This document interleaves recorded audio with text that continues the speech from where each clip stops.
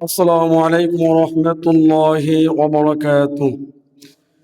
إن الحمد لله الأكرم الذي خلق الإنسان وكرمه وعلمه من البيان ما لم يعلم، فسبحان الذي لا يحصى امتنانه باللسان ولا بالقلم، ونشهد أن لا إله إلا الله وحده لا شريك له، ونشهد أن سيدنا وسندنا وحبيبنا ومولانا محمدًا عبده ورسوله الذي أرسله بالحق بشيرا ونذيرا وداعيا إلى الله بإذنه وسراجا وقمرا منيرا. فقد قال الله تعالى في كلامه المجيد والفرقانه الحميد: أعوذ بالله من الشيطان الرجيم. بسم الله الرحمن الرحيم.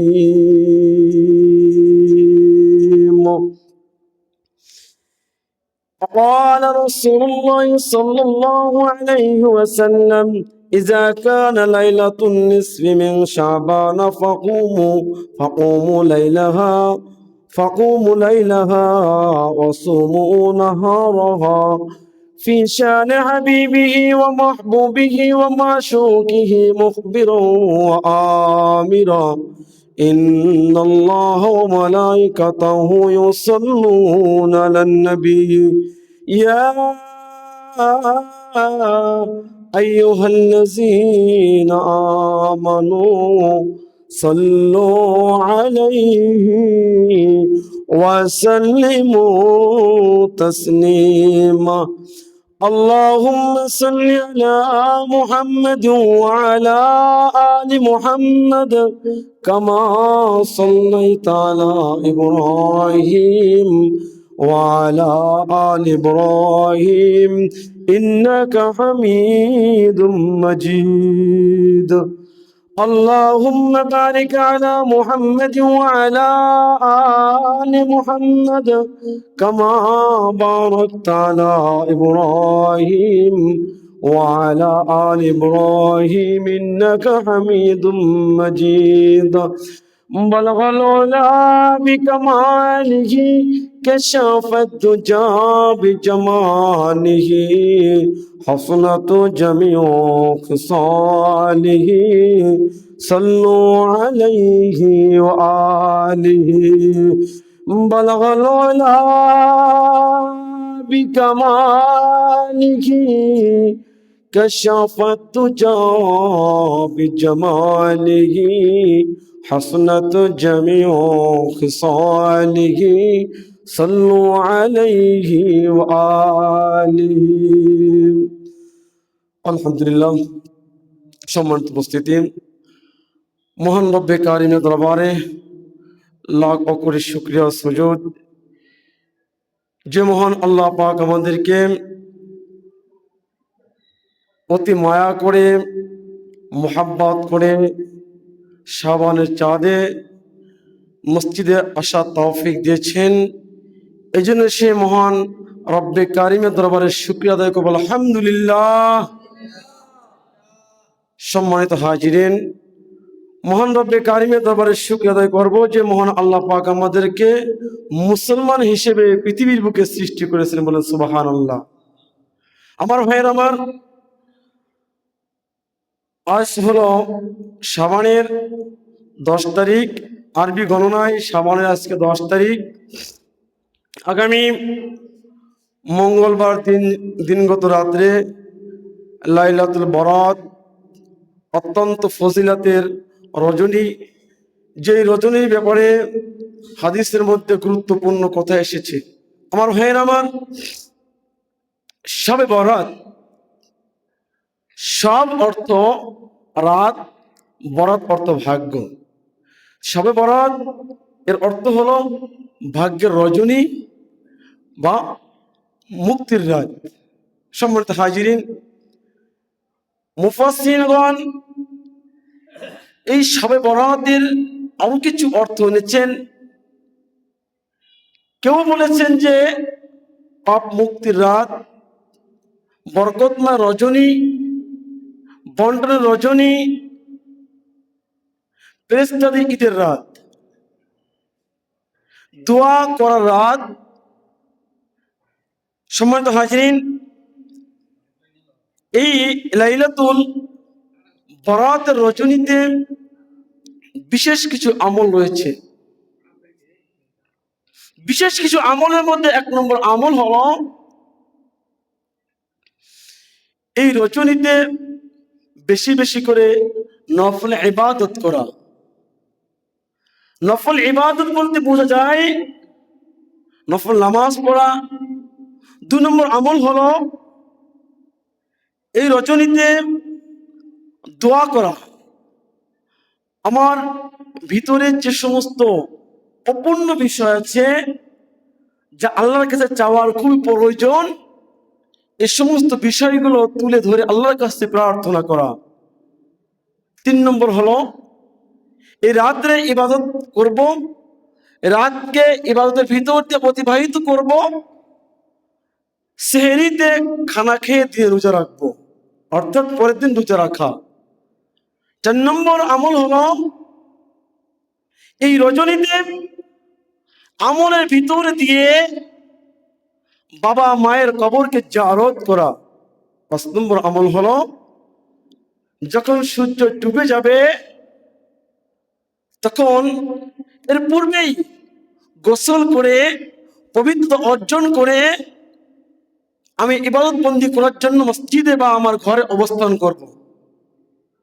আমার ভাইরা, আমার বিশ্ব নবী সাল্লাল্লাহু আলাইহি ওয়াসাল্লাম বলেন, ইজা কানা লাইলাতুন নিসফি মিন শাবানা ফাকুমু লাইলাহা ওয়া সুমু নাহারাহা। আল্লাহ নবী বললেন, যখন তোমাদের মাঝে ইজা কানা লাইলাতুন নিসফি মিন শাবানা, যখন তোমাদের মাঝে শাবানের 14তম রাত্র, অর্থাৎ 14তম রাত্র শাবান রাত্র আসবে, ফাকুমু লাইলাহা ওয়া সুমু নাহারাহা, তোমরা ওই রাত্রে তোমরা ইবাদত বন্দিগির মধ্যে কাটিয়ে দাও, ইবাদত বন্দিগির মধ্যে কাটিয়ে দাও, আর দিনের বেলায় তোমরা রোজা রাখো।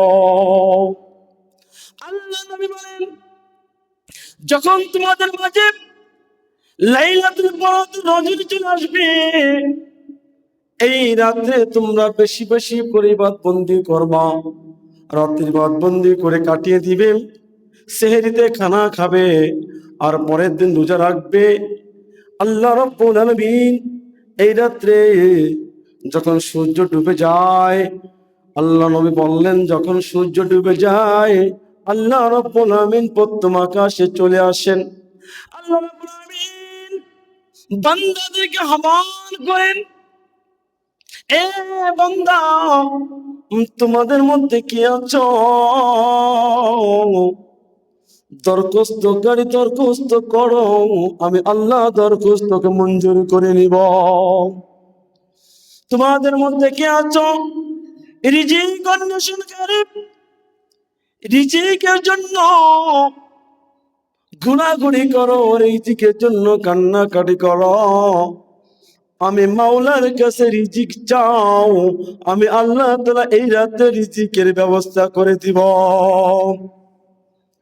আমার ভাইরা আমার, আল্লাহ রাব্বুল আলামিন ডাকতে বলেন, বান্দারে, রোগগ্রস্ত আছো, রোগে তোমার আক্রমণ করেছে, রোগে তুমি আক্রমণ করেছে। রুগ্ন ব্যক্তি যদি আল্লাহর কাছে দোয়া করে, আল্লাহ রাব্বুল আলামিন লাইলাতুল বরাতের রজনীর ওসিলায় আল্লাহ রাব্বুল আলামিন তাকে শিফায়ে কুল্লিয়া দান করবেন।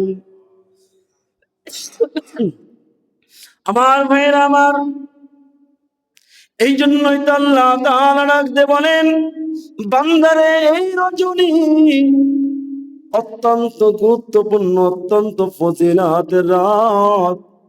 চাও চাও, আমি আল্লাহ তাআলা রহমতের দরজা খোলা, বান্দারে চাবে সঙ্গে সঙ্গে পেয়ে যাবে। আমার ভাই, আমার উম্মুল মুমিনিন আয়েশা সিদ্দিকা রাদিয়াল্লাহু তাআলা আনহা বলেন, দয়ার নবী, মায়ার নবী তিনি আমাকে বলেছেন, আয়েশা রে, লাইলাতুল বরাতের বুজুর্গ, লাইলাতুল বরাতের রজনীর বুজুর্গের ব্যাপারে, ফজিলতের ব্যাপারে, মর্যাদার ব্যাপারে তোমার কোনো কিছু জানা আছে কিনা? উম্মুল মুমিনিন আয়েশা রাদিয়াল্লাহু তাআলা আনহা বললেন, ইয়া রাসূলুল্লাহ, আপনি বলুন। আল্লাহর নবী জনাবে মুহাম্মদুর রাসূলুল্লাহ সাল্লাল্লাহু আলাইহি ওয়াসাল্লাম বললেন, আয়েশা তাহলে শোনো, আল্লাহ রাব্বুল আলামিনের যদি কোনো বান্দা, আল্লাহ রাব্বুল আলামিনের যদি কোনো বান্দা এই রজনীতে ইবাদত বন্দেগী করে, আল্লাহ রাব্বুল আলামিনের কাছে যা চায় বান্দা আল্লাহর কাছে তাই পেয়ে যায়। এ আয়েশা, শুধু তাই নয়, আল্লাহ রাব্বুল আলামিন এই রজনীতে এক বছরের মধ্যে কতগুলো মানুষ দুনিয়াতে বিদায় নিয়ে চলে যাবে রে, সমস্ত মানুষের তালিকাগুলো আল্লাহ করে ফেলান। কতগুলো মানুষ দুনিয়ার মাঝে আসবে, আল্লাহ রাব্বুল আমিন এই রজনীতে সেই তালিকাগুলো করে ফেলান। তাহলে বোঝা গেল যে আমার মৃত্যু হবে, এটা এই রাত্রে ধার্য করা। আমি দুনিয়া আসছি, ওটাও এই রাত ধার্য করা। আল্লাহ রাসূল বলেন, একটি বছরের জন্য কতগুলো মানুষ দুনিয়ার মাঝে আসবে, এই সমস্ত আশা মানুষের তালিকাগুলো করে ফেলান। কতগুলো মানুষ দুনিয়াতে যাবে, মৃত্যু হয়ে যাবে, এই মৃত্যুকৃত ব্যক্তিদের তালিকা আল্লাহ তাআলা করে ফেলান। শুধু তাই নয়, আল্লাহ রাব্বুল আলামিনের কাছে একটি বছর বান্দা যে আমলগুলো করেছে, নেক আমলগুলো, সব আমলগুলো আল্লাহ তাআলার কাছে হাজির করা হয়, জমা করা হয় এই রজনীতে। শুধু তাই নয় রে আয়েশা, আল্লাহ রাব্বুল আলামিন এই রজনীতে বান্দার ভাগ্যগুলোকে পবিত্র পরিবর্তন করে দেয়। এই রজনীতে বান্দা কি চাওয়ার, বান্দা মাওলার কাছে চাবে, হৃদয় থেকে চাবে, আল্লাহ রাব্বুল আমিন কবুল করে তা গ্রহণ করে নিবি। সুবহানাল্লাহ। আমার ভাইরা, আমার আয়েশা রাদিয়াল্লাহু তাআলা আনহা জিজ্ঞাসা করলেন, ইয়া রাসূলুল্লাহ, আল্লাহ রাব্বুল আলামিনের রহমত ছাড়া কি কোনো বান্দা জান্নাতে যাবে না? আল্লাহ তাআলার রহমত ছাড়া কি কোনো বান্দা জান্নাতে যাবে না? দয়ার নবী বললেন, আয়েশা রে, আল্লাহ রাব্বুল আলামিনের রহমত ছাড়া কোনো ব্যক্তি জান্নাতে যাইতে পারবে না। আয়েশা রাদিয়াল্লাহু তাআলা বললেন, ইয়া রাসূলুল্লাহ, এ নবী, আপনার ক্ষেত্র কি তাই? আপনি কি আল্লাহর রহমত ছাড়া জান্নাতে যাইতে পারবেন না? দয়ার নবী বললেন, আয়েশা রে, আমার ক্ষেত্র তাই, আল্লাহ রাব্বুল আলামিনের রহমত ছাড়া আমি নবী ও জান্নাতে যাইতে পারবো না। তবে একটা বিষয় স্পষ্ট, আল্লাহ রাব্বুল আলামিনের ফেরেশতারা আমাকে ঘেরাও করে রাখবে। সুবহানাল্লাহ। আমার ভাইরা, আমার 5টি রজনী আছে, 5টি রাত আছে, যেই রাত্রে আল্লাহর কাছে দোয়া করলে তা কবুল হয়ে যায়। 1 নম্বর হলো জুমার রাত্রে আল্লাহর কাছে প্রার্থনা করলে তা কবুল হয়ে যায়। 2 নম্বর হলো ঈদুল আজহার রাত্রে পোলাপানেরা বোম ফাটাফাটি নিয়ে ব্যস্ত থাকে, গার্জিয়ানেরা সেমাই যা কিছু আছে দুধ সেমাই কিসমিস নিয়ে ব্যস্ত থাকে। আর আল্লাহ রাব্বুল আলামিন হাবিব বলতেছে যে এমন রজনী, 5টি রজনী রে, যে রজনীতে আল্লাহর কাছে দোয়া করলে তা কবুল হয়ে যায়। এক নম্বর হলো জুমার রজনীতে দোয়া করলে কবুল হয়ে যায়। 2 নম্বর হলো ঈদুল আজহার রজনীতে তোমরা গরু নিয়ে ব্যস্ত থাকো। না না না, ওই রাত্রে বসে আল্লাহর কাছে চোখের পানিগুলো ফেলে দেয়, আল্লাহর কাছে প্রার্থনা করে চাও, আল্লাহ রাব্বুল আমিন তোমার দোয়াকে কবুল করে নিবেন। 3 নম্বর হলো ঈদুল ফিতর রজনীতে একটা মাস রোজা রেখেছো ভাই, কত শান্তির বিষয়, রোজা শেষ হয়ে গেছে, যখন চন্দ্র উঠে গেছে মানুষ সিমাই নিয়ে ব্যস্ত থাকে, কিসমিস সিমাই চিনি নিয়ে ব্যস্ত থাকে, সন্তানের আনন্দে মাতোয়ারা বোম ফাটাফাটি করা। না না না ভাই, এটা চলবে। আল্লাহর কাছে প্রার্থনা করো, আল্লাহ রাব্বুল আলামিন তোমার দোয়াকে বৃথা দিবে না, আল্লাহ রাব্বুল আলামিন তোমার দোয়াকে কবুল করে নিবেন। 4 নম্বর লাইলাতুল বরাত রজনীতে আল্লাহর কাছে আল্লাহর বান্দা প্রার্থনা করবে, আল্লাহ রাব্বুল আমিন বান্দার প্রার্থনাগুলোকে মঞ্জুর করে নেবেন। সুবহানাল্লাহ। আমার ভাইরা, 5 নম্বর হলো এই হাদিস আসছে, 5 নম্বর হলো রজবের 1ম তারিখে, রজবের চাঁদ উঠবে 1ম তারিখ, আল্লাহর কাছে প্রার্থনা করলে আল্লাহ কবুল করে নেন, বলে সুবহানাল্লাহ। আমার ভাইরা আমার, পৃথিবীর সমস্ত মুসলমানদের জন্য 2টা ঈদ রয়েছে, আর আসমানের সমস্ত পৃথিবীর সমস্ত ফেরেশতাদের জন্য 2টা ঈদ রয়েছে। পৃথিবীর সমস্ত মুসলমানদের জন্য 2টা ঈদ হলো ঈদুল আজহা, ঈদুল ফিতর। কেন মুসলমানরা রাত্রে ঘুমায়, এই জন্য তাদের ঈদটা হয় দিনে। আর ফেরেশতাদের 2টা ঈদ রয়েছে, একটা হলো লাইলাতুল বরাত, আর একটা হলো লাইলাতুল কদর। কারণটা হলো ফেরেশতারা রাত্রে ঘুমায় না, এই জন্য তাদের ঈদ রেখেছে আল্লাহ তাআলা রাত্রে বেলা। মুসলমানরা দিনে রাত্রে ঘুমায়, মুসলমানরা রাত্রে ঘুমায়, দিনে রাত।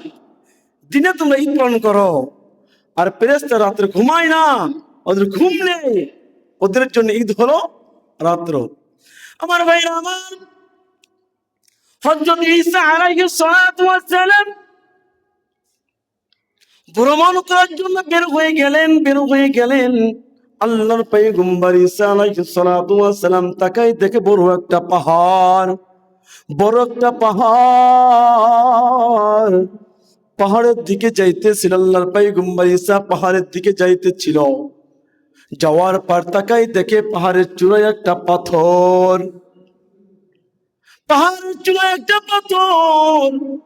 যেই পাথরটা এত সাদা, ডিমের মতন গোল সাদা একটা পাথর দেখতে পাইলেন ঈসা পয়গম্বর। পাথরের চারপাশ দিয়ে ঘুরতেছিল ঈসা পয়গম্বর। আল্লাহ রাব্বুল আমিন ওহী পাঠিয়ে দিয়েছেন, ও আমার পয়গম্বর ঈসা, তুমি যা দেখছো এর চাইতে কি আরো ভালো জিনিস তুমি দেখতে চাও? এর চাইতে কি তুমি আরো আশ্চর্য জিনিস দেখতে চাও? আল্লাহর পয়গম্বর ঈসা আলাইহিস সালাতু ওয়াস সালাম জানায় দিলেন, আয় আল্লাহ, আমি দেখতে চাই। সঙ্গে সঙ্গে আল্লাহর হুকুমে পাথরটা ফেটে গেল। আল্লাহর পয়গম্বর ঈসা তাকাই দেখে পাথরের ভিতরে আল্লাহর এক কুতুব দাঁড়িয়ে নামাজ পড়তেছে। সুবহানাল্লাহ।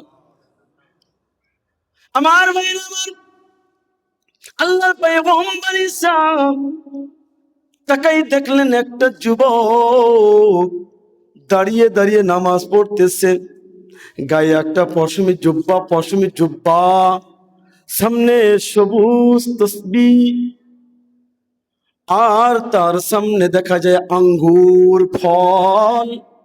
আল্লাহর পয়গম্বর ঈসা আলাইহিস সালাতু ওয়াস সালাম জিজ্ঞাসা করলো, এ আল্লাহর বান্দা, বুজুর্গ ভাই রে, কত বছর ধরে তুমি এই পাথরের ভিতরে আছো? একটা বছর নয়, দুটা বছর নয়, তিনটা বছর নয়, 4টা বছর ধরে এই পাথরের ভিতরে আমার আল্লাহ রাব্বুল আলামিনকে আমি ডাকতেছি। সুবহানাল্লাহ। আমার ভাইরা আমার, আল্লাহর পয়গম্বর ঈসা আলাইহিস সালাতু ওয়াস সালাম জিজ্ঞাসা করলো, তোমার সামনে দেখতেছি ফল, আঙ্গুর ফল, এই ফলগুলো কি?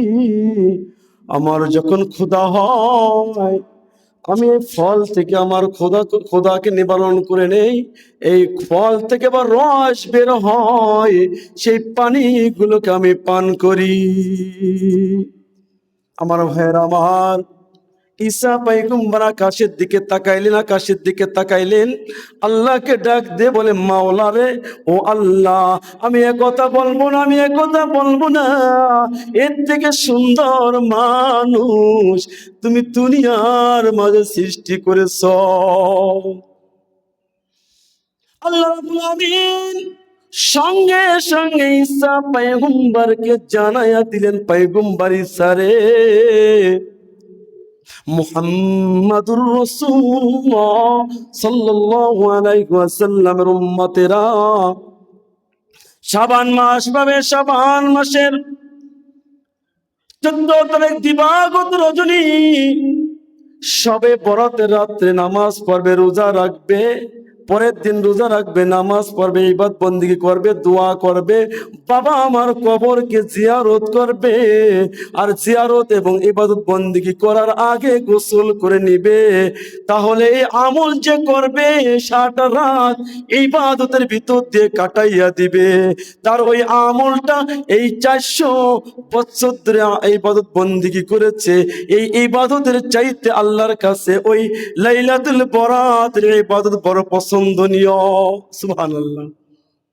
ঈসা, তুমি আশ্চর্য হও, এই যে এই বেচারা 400 বছর ধরে আমাকে ডেকেছে, ওর খাবারের ব্যবস্থা সব আমি আল্লাহ তাআলা পাথরের মধ্যে করে দিয়েছি, তারপরও আমার ডাকতেছে। আর মুহাম্মদ রাসূলুল্লাহ সাল্লাল্লাহু আলাইহি ওয়াসাল্লামের উম্মতরা সবে বরাতের রাত্রে গোসল করে পবিত্রতা অর্জন করে ইবাদতের ভিতর দিয়ে রাতটা কাটিয়ে দিবে, তাদের ওই রাতের ইবাদত 400 বছরের ইবাদতের চাইতে আমার কাছে বেশি পছন্দনীয়। বলে সুবহানাল্লাহ। আল্লাহর পয়গম্বর ঈসা বলতেছে, আল্লাহ, নবী কেন বানাইলা? নবী কেন তুমি বানাইলা? নবী যদি না বানাইয়া মুহাম্মাদুর রাসূলুল্লাহর উম্মত বানাইতা, তাহলে আমার চাইতে বড় ভাগ্যবান কেউ ছিল না। সুবহানাল্লাহ। দেখেন তো আমরা কত বড় ভাগ্যবান, আমাদের কপালটা ভালো যে মুসলমানের ঘরে আমরা জন্মগ্রহণ করেছি। আমাদের কপালটা বড় ভালো যে আমরা মায়ের নবীর উম্মত হয়েছি। আমার ভাইয়ের আমার, নবীরা কান্না করো, এ ভাগ্যবান হতে পারে নাই। ইয়াহইয়া আলাইহিস সালাম কাঁদছেন, ঈসা পয়গম্বর কাঁদছেন। আমার ভাইয়ের আমার, দামেস্কের চিন্তাল মসজিদের ছাদের উপর যখন ঈসা পয়গম্বর নেমে আসবেন, ইমাম মেহেদী আলাইহিস সালাতু ওয়াস সালাম জায়নামাজে বসে থাকবেন, জায়নামাজে না প্রথম কাতারে বসে থাকবেন। ওই দামেস্কের সেই মসজিদ ভর্তি মুসল্লি ঈসা পয়গম্বর আল্লাহর হুকুমে আকাশ থেকে নামবে, নামার সঙ্গে সঙ্গে সিঁড়ি বেয়ে মসজিদের ভিতর দিয়ে আসবে। আর মুসল্লিরা তারা আসার জন্য 2 সাইড করে দিবে, মাঝখানে রাস্তা হয়ে যাবে। আল্লাহর পয়গম্বর ঈসা আলাইহিস সালাতু ওয়াস সালাম প্রথম কাতারে বসে থাকবেন, ইমাম মেহেদী আলাইহিস সালাতু ওয়াস সালাম প্রথম কাতারে বসে থাকবেন। নামাজের সময় হয়ে যাবে, ইমাম মেহেদী আলাইহিস সালাতু ওয়াস সালাম টাইমের দিকে তাকাবেন, ঈসা পয়গম্বর টাইমের দিকে তাকাইবেন। আমার ইমাম মেহেদী আলাইহিস সালাতু ওয়াস সালাম আল্লাহর পয়গম্বর ঈসা আলাইহিস সালাতু ওয়াস সালামকে বলবে, ও পয়গম্বর, কার অপেক্ষা আপনি করতেছেন, কার অপেক্ষা করতেছেন? এখানে না বসে আপনি জায়নামাজে আসুন, আপনার পিছে আমরা 2 রাকাত নামাজ আদায় করব।